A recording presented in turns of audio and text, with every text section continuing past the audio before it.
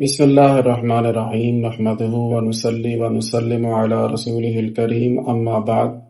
احباب ذی وقار آب کوثر شریف کا آج یہ 21واں درس ہے۔ رحمت کائنات، فخر موجودات، باعث ایجاد عالم، فخر آدم و بنی آدم، رحمت عالم، نور مجسم صلی اللہ تعالی علیہ وآلہ وسلم کا ایک ارشاد گرامی سماعت فرمائیے۔ آپ صلی اللہ تعالی علیہ وآلہ وسلم نے ارشاد فرمایا، جو مجھ پر ایک بار درود پاک پڑھے اللہ تعالیٰ اس پر 10 رحمتیں نازل فرماتا ہے، اور جو مجھ پر 10 بار درود پاک پڑھے اللہ تعالیٰ اس پر 100 رحمتیں نازل فرماتا ہے، اور جو مجھ پر 100 بار درود پاک پڑھے اللہ تعالیٰ اس کی دونوں آنکھوں کے درمیان لکھ دیتا ہے کہ یہ بندہ نفاق اور دوزخ کی آگ سے بری ہے، اور اس کو قیامت کے دن شہیدوں کے ساتھ رکھے گا۔ اللہم صلی وسلم وبارک علی حبیبک المصطفیٰ وعلی آلہ وصحبہ وسلم۔ احباب گرامی، اسی حوالے سے ایک خوبصورت سا واقعہ حضرت شیخ احمد بن ثابت مغربی رحمت اللہ تعالی علیہ، جن کے بارے میں پچھلے درس میں یہ بتایا کہ انہوں نے ایک کتاب درود پاک کے حوالے سے لکھی ہے جس کا نام ہے التفکر والاعتبار۔ تو ان کا ایک خوبصورت سا واقعہ آپ کے گوش گزار کرنے کی سعادت حاصل کروں گا۔ آپ فرماتے ہیں کہ میں نے جو برکتیں درود پاک کی دیکھی ہیں ان میں ایک یہ ہے کہ میں نے خواب میں دیکھا کہ ایک چٹیل میدان ہے اور اس میں ایک ممبر ہے۔ میں نے اس پر چڑھنا شروع کر دیا۔ جب میں کچھ درجے چڑھ گیا، زمین کی طرف دیکھا تو معلوم ہوا کہ ممبر ہوا میں ہے اور میں اوپر کو جا رہا ہوں، اور ممبر زمین سے کافی اونچا جا چکا ہے۔ میں نے دل میں خیال کیا کہ میں اوپر کے درجے تک چڑھتا ہوں، جہاں تک مجھے اللہ تعالیٰ لے جائے گا جاؤں گا، حالانکہ واپس آنے کی کوئی سبیل نظر نہیں آتی۔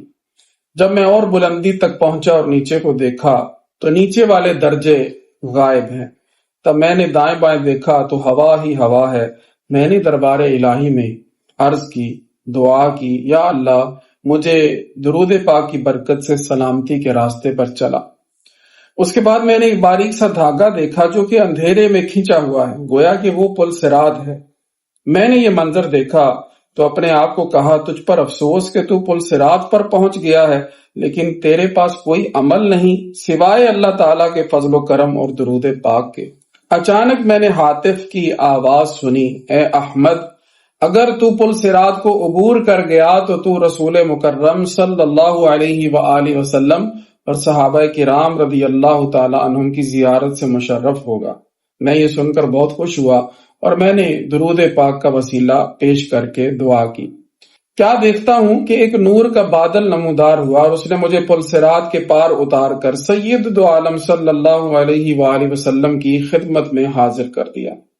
آقائے دو جہاں صلی اللہ تعالی علیہ وآلہ وسلم جلوہ افروز ہیں، اور دائیں طرف سیدنا صدیق اکبر، بائیں جانب سیدنا فاروق اعظم، پیچھے حضرت سیدنا عثمان غنی ذو النورین، اور آگے سیدنا مولا علی شیر خدا رضی اللہ تعالی عنہم بیٹھے ہیں۔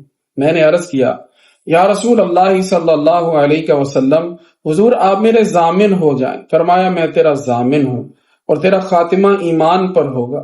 میں نے دعا کی درخواست کی تو فرمایا، تجھ پر درود پاک کی کثرت لازم ہے اور تو لہو سے یعنی کھیل تماشے سے پرہیز کیا کر۔ پھر میں سیدنا حیدر کرار رضی اللہ تعالیٰ عنہ کی طرف متوجہ ہوا اور عرض کی، ماموں جان آپ میرے لیے دعا کریں۔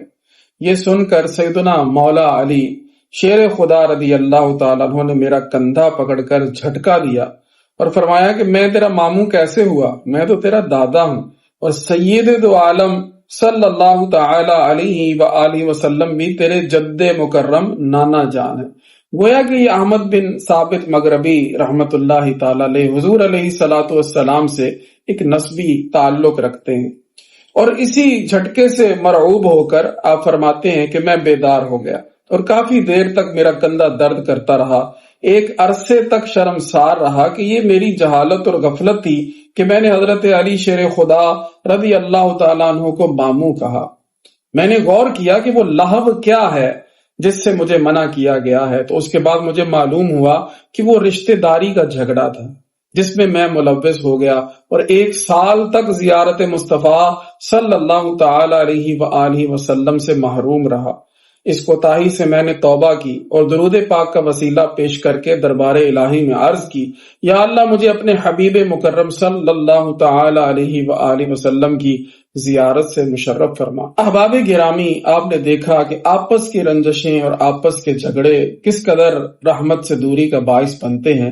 آپ فرماتے ہیں کہ میں نے دوسری بار عالم رؤیا میں دیکھا کہ میں دربار الہی میں حاضر ہوں اور اللہ تعالی مجھے ڈانٹ رہا ہے اور مجھے تنبیہ فرما رہا ہے کہ میں لہو و لعب اور دنیا کے جھگڑے میں ملوث کیوں ہوا، اور میں عرض کیے جا رہا ہوں، یا اللہ تیری رحمت، یا اللہ تیرا فضل، یا اللہ تیرا کرم، لیکن مجھ پر مسلسل ڈانٹ پڑ رہی ہے۔ تو میں نے خیال کیا کہ شاید میں دوزخی، مگر فوراً یاد آیا میں کیسے دوزخ والوں سے ہو سکتا ہوں، میرے تو ضامن مصطفیٰ صلی اللہ تعالی علیہ وآلہ وسلم ہیں۔ تو میں نے دربار الہی میں عرض کی، یا اللہ میں تیرے حبیب صلی اللہ علیہ وآلہ وسلم پر درود پاک پڑھتا ہوں اور وہ میرے ضامن ہیں۔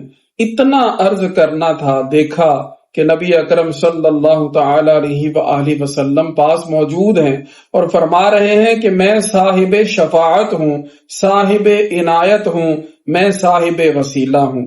تب میں نے سنا کہ کوئی کہہ رہا ہے، یا اللہ کیا یہ دوزخ والوں سے ہے؟ اللہ تعالیٰ نے فرمایا، نہیں، یہ دوزخ سے امن میں ہے، اور میں بیدار ہو گیا۔ آپ فرماتے ہیں، اللہ تعالیٰ کی کریم بارگاہ سے میں یہ امید رکھتا ہوں کہ وہ ہم پر اپنی رحمت سے احسان فرمائے گا اور ہمیں قیامت کے دن رسوا نہیں کرے گا۔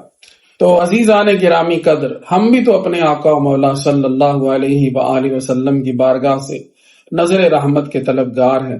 ہم بھی تو یہ چاہتے ہیں کہ حضور نبی رحمت صلی اللہ علیہ وسلم قیامت کے دن ہمارے ضامن اور ہمارے شفیع بن جائیں۔